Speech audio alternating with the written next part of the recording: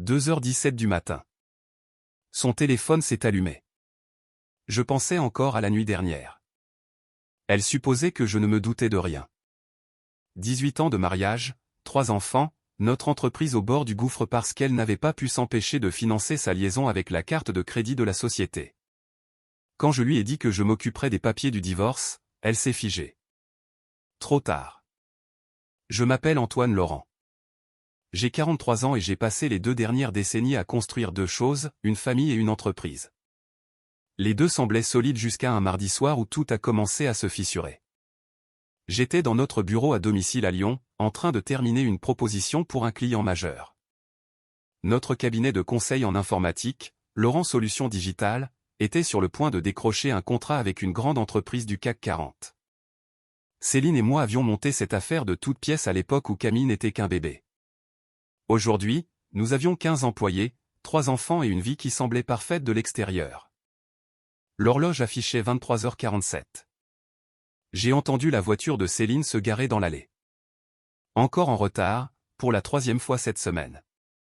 Elle m'avait dit qu'il s'agissait d'un événement de networking avec des investisseurs potentiels, une soirée tech dans le quartier de la Presqu'île. Je suis allé dans la cuisine pour l'accueillir, pensant peut-être lui réchauffer un peu de dîner. Elle a passé la porte et je l'ai remarqué immédiatement. Ses cheveux étaient différents, légèrement ébouriffés, mais d'une manière délibérée.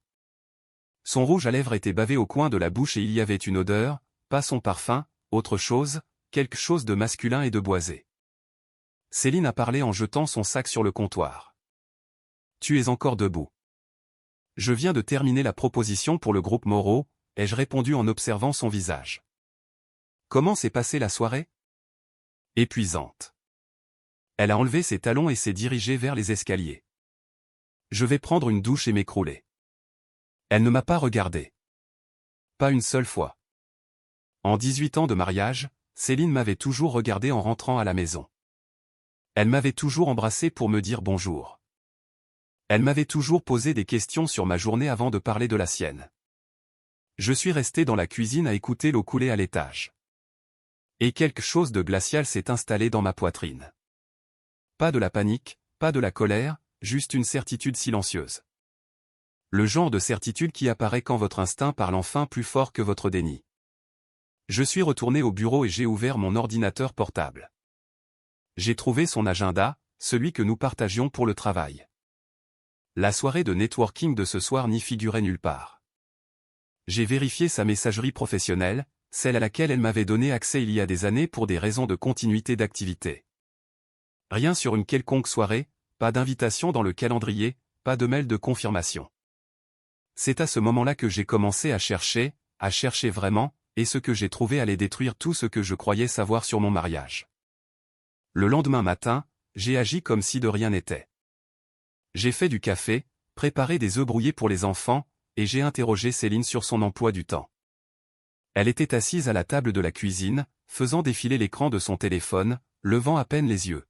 « Rendez-vous client à 10h, dit-elle distraitement. Puis déjeuner avec cet investisseur potentiel. Je risque de rentrer tard ce soir encore. » Camille est entrée, son sac de cours jeté sur une épaule. 17 ans, en terminale et vive comme l'éclair. Elle a jeté un regard entre nous, sentant quelque chose mais ne disant rien. Hugo a dévalé les escaliers juste après. 14 ans et perpétuellement affamé, il a attrapé des tartines sans même s'asseoir. « Où est Léa ?» ai-je demandé. « Elle s'habille encore », a répondu Camille. Elle met un temps fou à choisir ses chaussures. Une matinée normale, une famille normale. Sauf que plus rien ne semblait normal. Après le départ de tout le monde, je suis allé dans mon bureau et j'ai fait quelque chose que je n'aurais jamais pensé faire. J'ai appelé mon frère Thomas. Il est avocat spécialisé dans les divorces à Paris, l'un des meilleurs, et j'avais besoin de conseils avant d'aller plus loin. Quand Thomas a décroché à la 2e sonnerie, « Quoi de neuf ?» J'ai hésité. Le dire à voix haute allait rendre la chose réelle. Je crois que Céline a une liaison. Silence. Puis, qu'est-ce qui te fait dire ça ? Je lui ai tout raconté. Les rentrées tardives, les entrées d'agenda manquantes, l'odeur, la façon dont elle avait cessé de me regarder. Thomas a écouté sans m'interrompre. Il te faut des preuves, a-t-il fini par dire. Des preuves solides, indéniables, pas de simples soupçons. Si tu vas jusqu'au bout, surtout avec l'entreprise en jeu, tu as besoin de documents. Comment puis-je obtenir ça sans devenir quelqu'un que je ne suis pas? Ai-je demandé. La voix de Thomas s'est adoucie. Quand tu te protèges, toi et tes enfants, il n'y a rien de mal à ça. Vérifie ses relevés téléphoniques, ses relevés de carte de crédit, tout ce à quoi tu as un accès conjoint, mais ne fais rien d'illégal. Ne pirate pas ses comptes personnels. Reste dans la légalité. J'ai passé les 3 jours suivants à fouiller dans nos dossiers financiers. Nos comptes d'entreprise étaient conjoints, tout était transparent pour des raisons fiscales. C'est là que j'ai trouvé des débits dans des hôtels de la région lyonnaise, pas ceux que nous utilisons pour les voyages d'affaires. C'étaient des hôtels de charme, des endroits romantiques dans le vieux Lyon pour différentes transactions au cours des 6 dernières semaines. Tous les jeudis, tous facturés sur la carte de crédit de notre entreprise sous la rubrique frais de représentation. Puis j'ai trouvé les reçus. Des dîners pour 2 dans des restaurants gastronomiques, du vin qui coûtait plus cher que notre budget mensuel de courses. Elle les avait classés comme dépenses professionnelles, déductibles des impôts, malin. Sauf que je savais pertinemment que nous n'avions aucun client dans ces quartiers-là. J'ai tout photographié, établi une chronologie, que j'ai croisée avec son agenda, le vrai, celui que j'ai trouvé sur son ordinateur. Chaque jeudi depuis 2 mois, elle bloquait du temps personnel de 18h à minuit. La dernière pièce du puzzle est tombée quand j'ai vérifié le pacte d'associés de notre entreprise, celui que Céline et moi avions signé lors de la constitution de la société. Je l'avais rédigé moi-même avec l'aide de Thomas à l'époque où nous étions jeunes, optimistes et où nous pensions ne jamais avoir besoin de clauses de protection. Mais elles étaient là. Clauses de moralité et d'infidélité, conditions de rachat forcé de parts, tout ce dont j'avais besoin pour me protéger, moi et nos enfants, si cette histoire prenait la tournure que j'imaginais. Je me suis assis dans mon bureau, fixant les preuves étalées sur mon bureau, et j'ai senti quelque chose basculer en moi. Pas de chagrin d'amour, pas de rage, juste une clarté froide et calculée. Je savais ce que j'avais à faire ensuite. J'ai attendu jusqu'au vendredi matin. Céline venait de rentrer de son cours de pilates matinal. Les cheveux encore humides, portant ce legging de marque qu'elle avait acheté le mois dernier. Les enfants étaient déjà partis pour l'école. Camille avait conduit Hugo et Léa, ce qui signifiait que nous avions au moins 40 minutes seuls. Le timing parfait. Céline s'est servie du café, faisant défiler son téléphone comme d'habitude. J'étais assis à la table de la cuisine, les mains croisées, à l'observer. J'avais répété ce moment 100 fois dans ma tête. Mais maintenant que j'y étais, je ne ressentais rien d'autre qu'une froide lucidité. Il faut qu'on parle, ai-je dit. Céline a levé les yeux, à peine intéressée. De quoi? De Julien Mercier. Sa main s'est figée en plein défilement d'écran, juste une seconde. Le signe était infime, mais je l'ai capté. Puis elle a repris contenance, affichant un masque de confusion. Qui?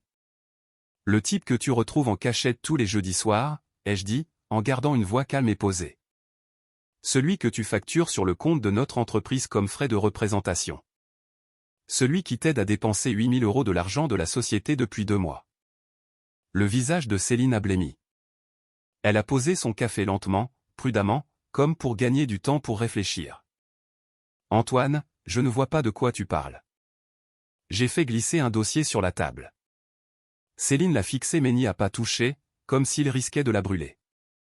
Des reçus d'hôtel, des notes de restaurant, les données GPS de ta voiture de fonction, qui est aussi la propriété de l'entreprise. J'ai les dates, les heures, les lieux, et même le vin que tu as commandé. J'ai fait une pause. J'ai aussi relu notre pacte d'associés. Tu te souviens de la clause d'infidélité, n'est-ce pas? Celle que tu trouvais paranoïaque quand j'ai insisté pour que Thomas l'intègre à notre contrat. La mâchoire de Céline s'est contractée. Ses yeux ont brillé d'une lueur défensive, presque colérique, tu m'espionnes, tu fouilles dans mes affaires. J'ai examiné nos dépenses professionnelles, les jeux corrigés. Une chose que tout associé à 50% a le droit légal de faire. Ce que j'ai trouvé, c'est ma femme en train de voler systématiquement notre entreprise pour financer sa liaison. C'est du détournement de fonds, Céline. C'est de la fraude. Elle a ouvert la bouche, l'a refermée. Ses yeux se sont dardés vers le couloir, calculant probablement si elle pouvait partir. Se ressaisir. Revenir avec une meilleure histoire. Je l'avais vu faire cela dans des négociations commerciales des centaines de fois. Ne le fais pas, ai-je dit doucement. Ne m'insulte plus en mentant. Surtout. Les SMS que tu croyais effacés. Les rendez-vous dans l'agenda. Même une déclaration du personnel de l'hôtel confirmant que tu es une cliente régulière. Le visage de Céline a changé. Puis le masque est tombé complètement. Ce qui l'a remplacé était froid, calculateur, sur la défensive. Tu veux savoir pourquoi? Sa voix s'est élevée. Parce que tu ne m'as pas touché depuis plus d'1 an. Parce que tout ce qui compte pour toi, c'est le travail, les enfants et cette stupide maison. Parce que je me sentais invisible dans mon propre mariage. Alors tu as décidé de trahir 18 ans de mariage et de mettre notre entreprise en péril. Je me suis levé lentement, j'ai marché jusqu'au plan de travail, je me suis servi une autre tasse de café. Mes mains étaient parfaitement stables. Voilà ce qui va se passer. Tu vas appeler Julien. Tu vas lui dire que tu seras libre la semaine prochaine, de façon permanente, parce que je vais m'occuper des papiers du divorce. Céline m'a simplement fixé, complètement figé. Ses yeux se sont écarquillés, ses pupilles se sont dilatées. Attends, murmura-t-elle. Quoi?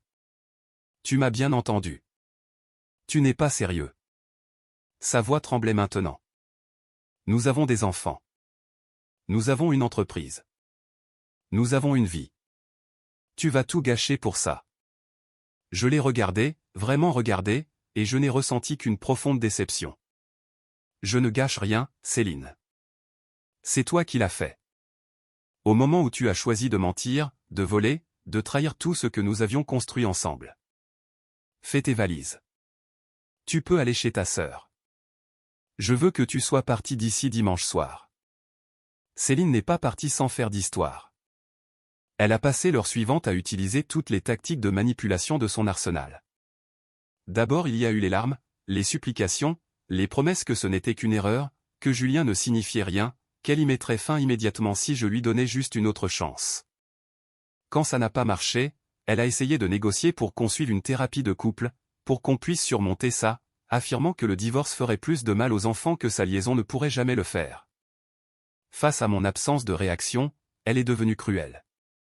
Tu vas le regretter, a sifflé Céline, le visage déformé par la méchanceté. Mon père te détruira. Tu crois que tu peux me virer de ma propre entreprise? J'ai construit cette société tout autant que toi. Notre entreprise, les jeux corrigés calmement. Et selon le pacte d'associés que tu as signé, l'infidélité commise par un associé, en particulier lorsqu'il utilise les ressources de l'entreprise à des fins personnelles, déclenche une clause de rachat immédiat à une valorisation des cotés. Thomas est déjà en train de préparer les papiers. Tu auras ce à quoi tu as légalement droit, rien de plus. Son visage est devenu blanc comme un linge.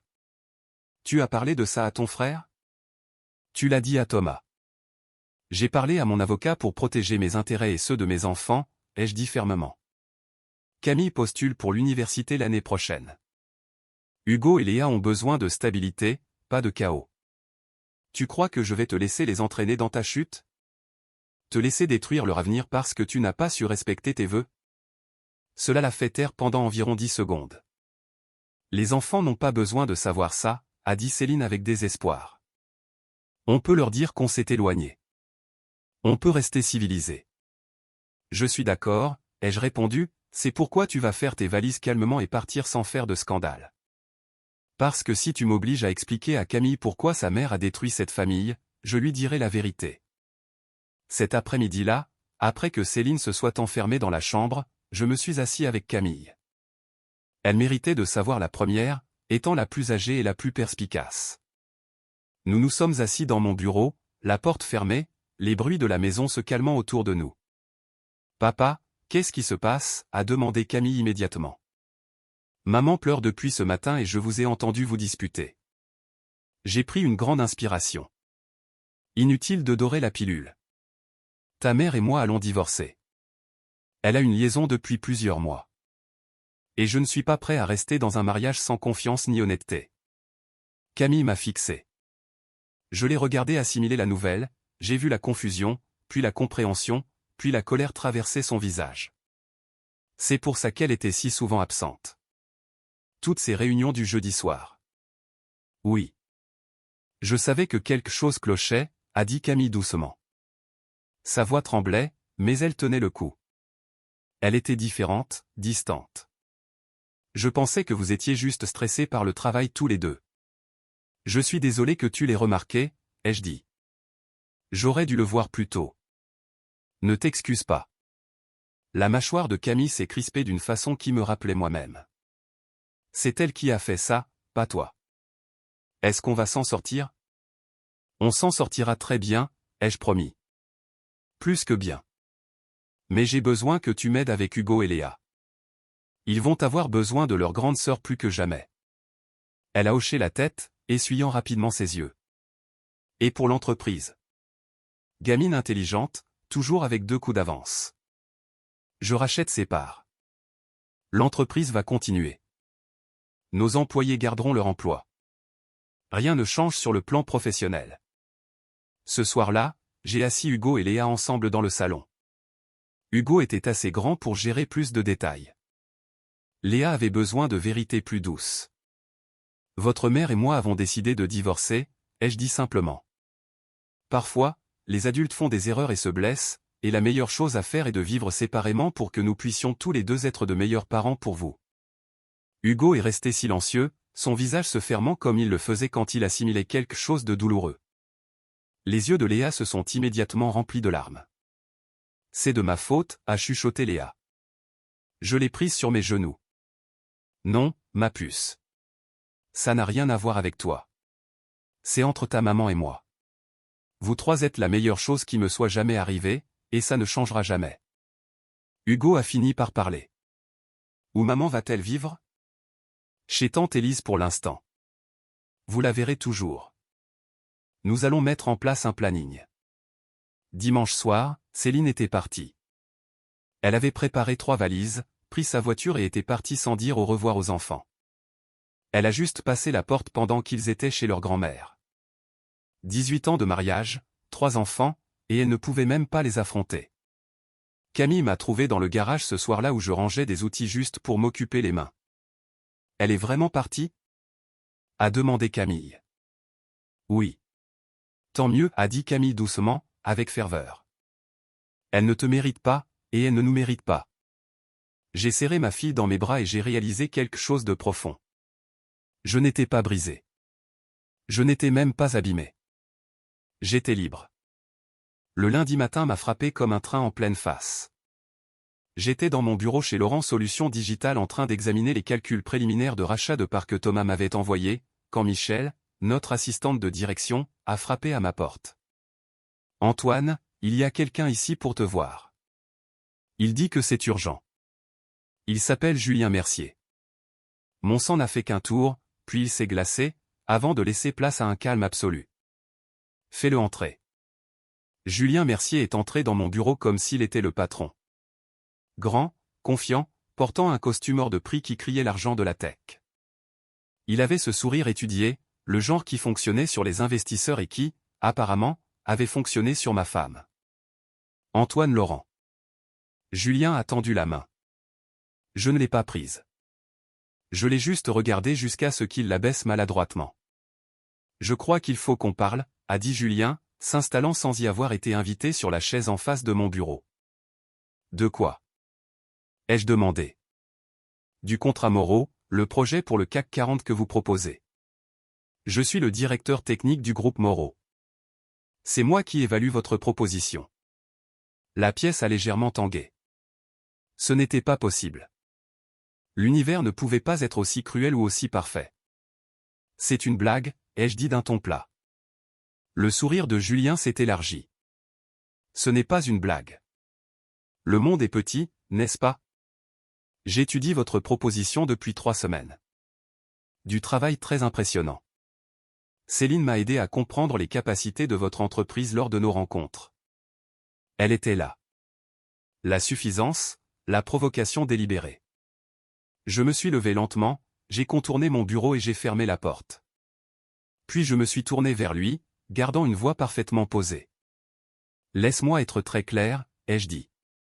Ma vie personnelle et ma vie professionnelle sont totalement séparées. Tu veux évaluer notre proposition? Très bien. Évalue-la sur ses mérites. Mais si tu penses pouvoir utiliser ta relation avec ma future ex-femme pour manipuler cet accord, tu fais une grave erreur.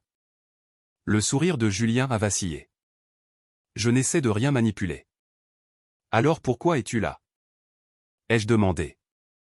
Dans mon bureau, à me dire que tu couches avec ma femme et que tu examines mon plus gros contrat. Que espérais-tu accomplir exactement? Il a bougé, mal à l'aise. Je veux être franc. Professionnel. D'homme à homme. D'homme à homme.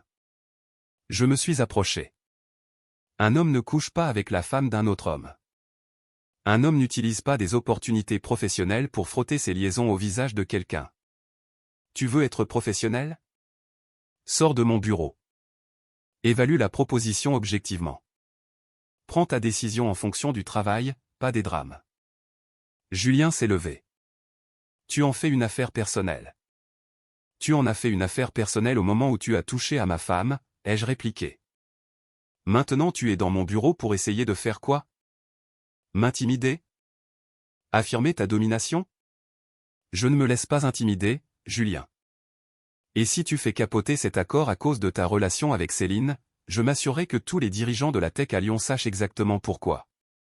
Dans ce milieu, les gens parlent. Fais le bon choix. Julien est parti sans un mot de plus. Je me suis rassis à mon bureau, les mains tremblant légèrement, et j'ai appelé Thomas. Nous avons un problème, lui ai-je dit. Ce soir-là, je suis rentré à la maison pour trouver Camille assise sur les marches d'entrée, le visage pâle et inquiet. Papa, c'est Léa, a dit Camille immédiatement. Elle ne veut pas sortir de sa chambre. Elle pleure depuis des heures. J'ai essayé de lui parler, mais c'est toi qu'elle veut. J'ai trouvé Léa recroquevillée sur son lit, serrant dans ses bras son éléphant en peluche préféré, son visage de petite fille de 8 ans couvert de plaques rouges et humides de larmes. Mon cœur s'est brisé.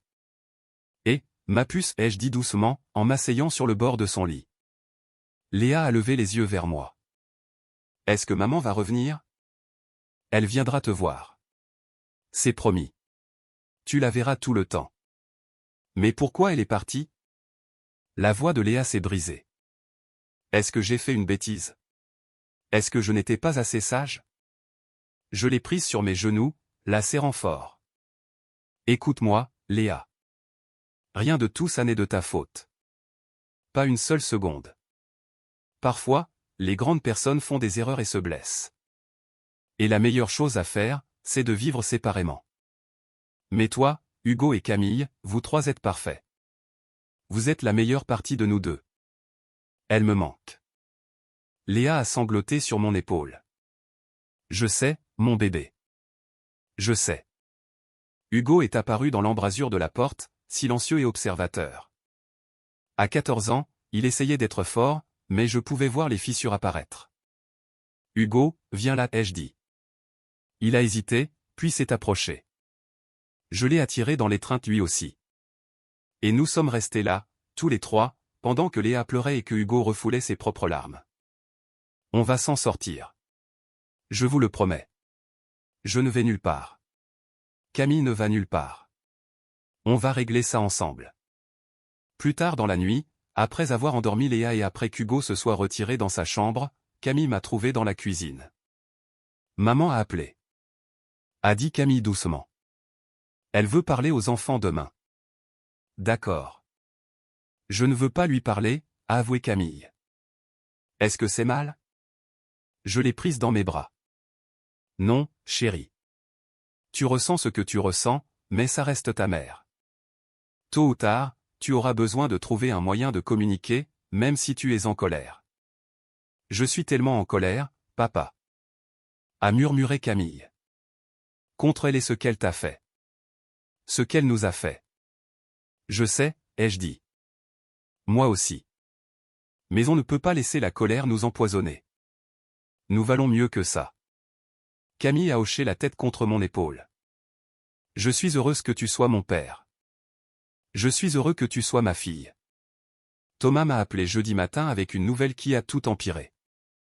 J'ai trouvé quelque chose, a dit Thomas, la voix tendue. Tu te souviens de cet argent que tu économisais pour le déménagement vers les Alpes? Les 80 000 € sur le compte d'épargne commun prévu pour l'apport de la maison à Annecy. Mon estomac s'est noué. Quoi alors? Ils ont disparu. Céline les a transférés sur un compte personnel il y a 2 semaines, avant que tu ne la confrontes. Elle préparait son coup. Je me suis assis lourdement. Cet argent représentait des années de sacrifice. Des contrats supplémentaires, des nuits tardives, des vacances annulées. Nous avions prévu de délocaliser l'entreprise à Annecy, de nous étendre sur le marché rhône-alpin et suisse. Les enfants étaient excités. Camille avait déjà visité le campus de l'université Savoie-Mont-Blanc. Est-ce qu'on peut les récupérer? Ai-je demandé. On peut essayer, mais ça prendra du temps. Elle prétendra que c'était pour des dépenses professionnelles ou qu'elle a droit à la moitié pour la convention de divorce. Le fait qu'elle les ait déplacés avant que tu ne lances la procédure pourrait en fait jouer en notre faveur. Ça prouve la préméditation.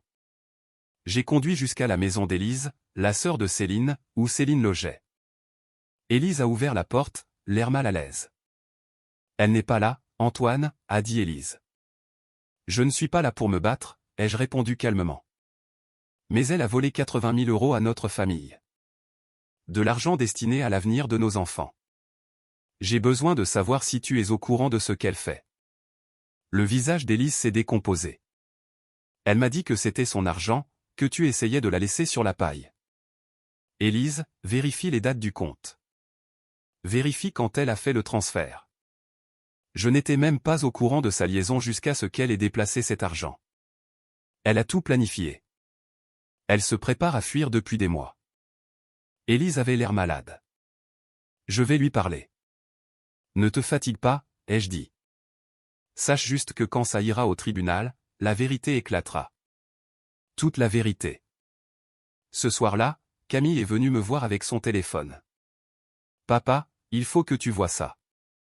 C'était une publication Instagram de Céline. Une photo d'elle et Julien dans un restaurant huppé, levant leur verre de vin, souriant. La légende disait, nouveau départ. Parfois, il faut lâcher le passé pour embrasser son avenir. Elle a posté ça publiquement? Ai-je demandé, stupéfait. Camille a hoché la tête, des larmes de colère dans les yeux. La moitié de mes amis l'ont vu. Les gens me posent des questions. C'est humiliant. Je l'ai prise dans mes bras. Je suis désolé, ma chérie. Ta mère fait de mauvais choix. Elle fait des choix égoïstes, a corrigé Camille. C'est différent. Le lendemain matin, j'ai reçu un appel du groupe Moreau.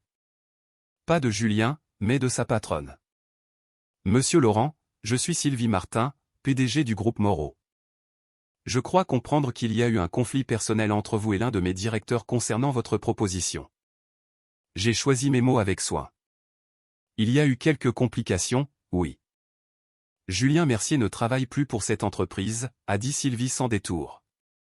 Nous ne tolérons pas les employés qui créent des conflits d'intérêts ou qui s'engagent dans des comportements non professionnels. Votre proposition est toujours à l'étude et elle sera évaluée uniquement sur le fond. Je m'excuse pour les désagréments que cette situation a pu causer. Après avoir raccroché, je me suis adossé à ma chaise. Julien avait été licencié. La poule aux œufs d'or de Céline avait disparu, et je ne ressentais absolument rien d'autre qu'une froide satisfaction. Le vendredi après-midi, j'allais chercher Hugo à son entraînement de judo quand mon téléphone a explosé de notifications. Des messages de Camille, d'autres parents, de nos voisins. Je me suis garé sur le bas-côté et j'ai vérifié. Camille avait posté quelque chose sur Instagram, un long message qui commençait par « Puisque ma mère a décidé de rendre sa vie publique, je vais dire la vérité ». Mon cœur s'est arrêté. J'ai appelé Camille immédiatement. « Papa, je sais que tu vas être en colère », a dit Camille avant que je ne puisse parler, mais je ne pouvais plus me taire. Elle ment surtout, te faisant passer pour le méchant. Et j'en ai fini de la regarder manipuler les gens. Camille, qu'est-ce que tu as posté? La vérité. Qu'elle a eu une liaison. Qu'elle a volé de l'argent à notre famille. Que tu n'as été que gentil et juste à travers tout ça. Qu'elle nous a abandonnés sans même dire au revoir. Je me suis garé sur un parking, j'ai lu le post en entier. C'était détaillé, émotionnel et brutalement honnête. Camille avait tagué Céline, tagué Julien, tagué tout le monde. Camille, j'apprécie que tu veuilles me défendre, ai-je dit prudemment. Mais c'est entre ta mère et moi. Tu n'avais pas besoin de te mettre au milieu. Je suis déjà au milieu, papa, a répondu Camille, la voix brisée. Nous le sommes tous, et je suis fatigué de faire semblant que tout va bien alors que ce n'est pas le cas. Elle t'a fait du mal. Elle nous a fait du mal et elle se pavane en se faisant passer pour la victime. J'ai conduit jusqu'à la maison, j'ai trouvé Camille dans sa chambre. Elle avait pleuré. Je ne suis pas en colère, ai-je dit, en m'asseyant sur son lit. Mais j'ai besoin que tu comprennes quelque chose. Quand on déballe les choses publiquement comme ça, on ne peut plus faire marche arrière. Ta relation avec ta mère vient de changer définitivement. Elle avait déjà changé, a dit Camille avec force. Au moment où elle a choisi quelqu'un d'autre plutôt que sa famille. Ce soir-là, Céline a appelé. Pas moi. Elle a appelé Camille directement, hurlant assez fort pour que je puisse l'entendre à l'autre bout de la pièce. Camille tenait le téléphone éloigné de son oreille. Elle a laissé Céline vociférer, puis a dit calmement, « Tu as fait tes choix, maman. Je fais les miens. Ne m'appelle plus jusqu'à ce que tu sois prête à t'excuser auprès de papa et à le penser vraiment. » Puis Camille a raccroché. Elle m'a regardé, les larmes coulant sur son visage. Est-ce que j'ai bien fait? Je l'ai serré dans mes bras. Tu t'es battu pour ce en quoi tu crois. Tu as défendu ta famille. Il faut du courage pour ça. Je suis fier de toi. Plus tard cette nuit-là, Hugo a frappé à la porte de mon bureau. Papa, je veux parler à maman. Lui dire qu'elle doit rendre l'argent. J'ai regardé mon fils de 14 ans, voyant la colère et la douleur dans ses yeux. Hugo, ce n'est pas ta responsabilité. Elle nous a volés. A dit Hugo simplement. Cet argent était pour notre nouvelle maison, pour notre avenir. Elle ne peut pas juste le prendre et faire comme si de rien n'était. Mes enfants menaient mes batailles. Et si une part de moi était fière de leur force, une autre part avait mal au cœur de les voir grandir si vite, si durement. Je m'occuperai de ta mère. Je t'ai promis que tu devais te concentrer sur ta vie d'enfant, sur le judo, l'école et tes amis. Laisse-moi porter ce poids. Mais Hugo a secoué la tête. On est une équipe, papa. Tu nous as appris que les équipes se soutiennent. Et à ce moment-là, j'ai réalisé quelque chose. Céline n'avait pas seulement détruit notre mariage. Elle avait forgé quelque chose de plus fort. Elle avait uni notre famille contre la malhonnêteté, contre l'égoïsme, contre la trahison. Nous étions brisés, mais nous devenions quelque chose de meilleur. L'audience pour le divorce a eu lieu 3 mois plus tard. Thomas m'avait prévenu que ce serait brutal, et il ne s'était pas trompé. Céline s'est présentée avec une avocate agressive de Lyon, une femme nommée Maître Catherine Price, spécialisée dans les litiges financiers complexes. Elles étaient prêtes pour la guerre. Madame la juge, a commencé Catherine. Ma cliente a été systématiquement évincée de l'entreprise qu'elle a aidé à construire. Monsieur Laurent a utilisé sa position pour l'isoler, monter leurs enfants contre elle et manipuler les documents financiers. Thomas s'est levé immédiatement. Madame la juge, nous avons des preuves écrites que madame a entretenu une liaison extra-conjugale en utilisant les ressources de l'entreprise, a détourné des fonds sociaux et a transféré des actifs matrimoniaux sur des comptes personnels en prévision du divorce. Nous ne demandons rien au-delà de ce que stipule le pacte d'associés. La juge, une femme pragmatique d'une 60aine d'années nommée juge Rousseau, a examiné les documents. J'ai pris connaissance du pacte d'associés. La clause de moralité et d'infidélité est claire. Madame, avez-vous ou non entretenu une liaison tout en utilisant les cartes de crédit de l'entreprise pour des dépenses personnelles? L'avocate de Céline a essayé de s'y opposer, mais la juge l'a fait taire d'un regard. J'ai fait une erreur, a dit Céline doucement, jouant les victimes. Je me sentais seul, Antoine était devenu distant, froid. Je cherchais de la compagnie.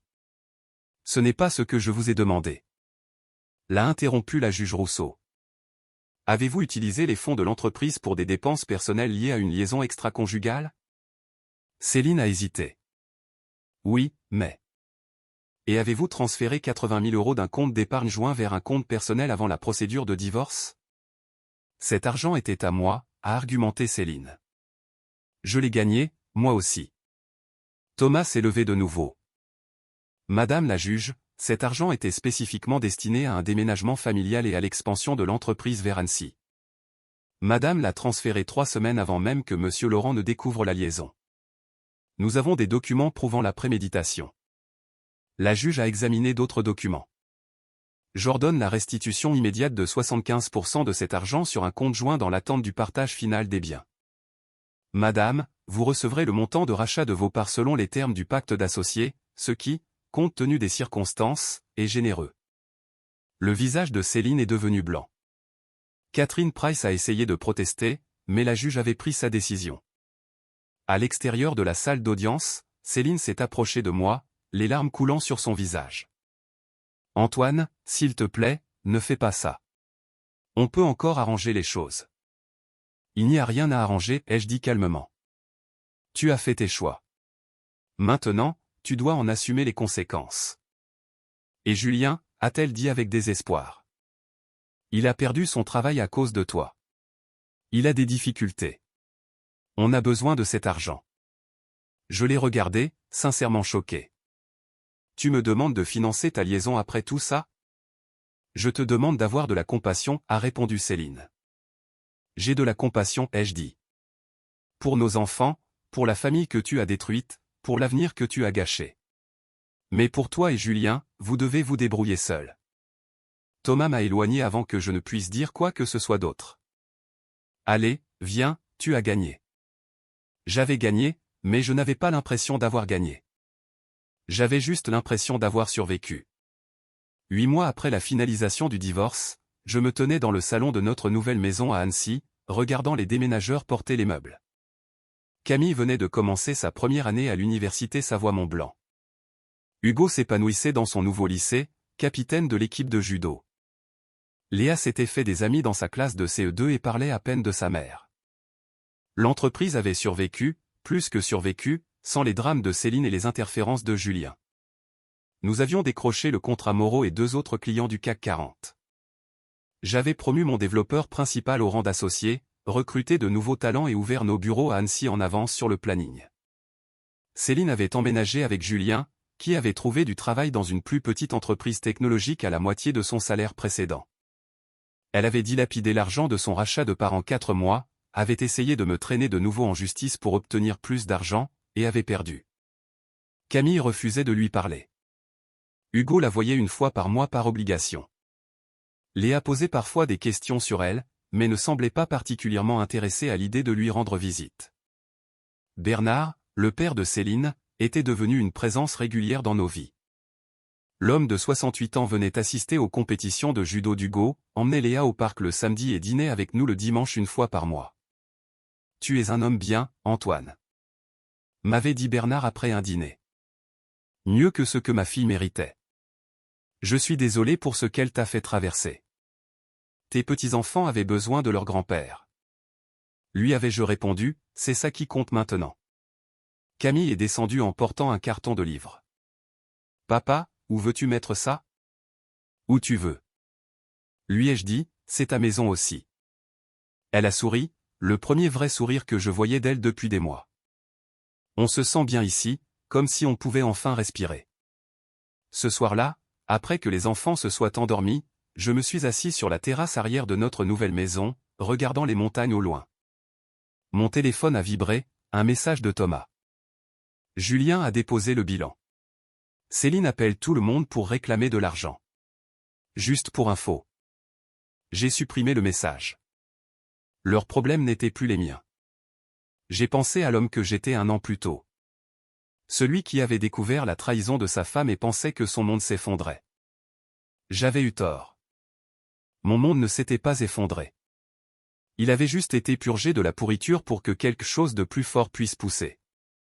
J'avais appris à mes enfants que l'intégrité compte, que l'honnêteté compte, qu'on ne fait pas de compromis avec ses valeurs, même quand ça fait mal. Ils m'avaient vu me défendre, me battre pour eux et renaître de mes cendres. Camille s'épanouissait à l'université. Hugo était confiant et fort. Léa était heureuse. Et moi, j'étais libre. La trahison m'avait brisé de l'intérieur. Mais ce qui a repoussé était plus robuste, plus clair, meilleur. J'avais appris que l'amour sans le respect ne vaut rien, que la confiance se gagne chaque jour, et que parfois, la chose la plus forte que l'on puisse faire, c'est de s'en aller. Je ne détestais plus Céline. Je ne pensais plus beaucoup à elle. Elle n'était qu'un chapitre de mon histoire, pas le livre entier. Et les chapitres suivants, c'était à moi de les écrire.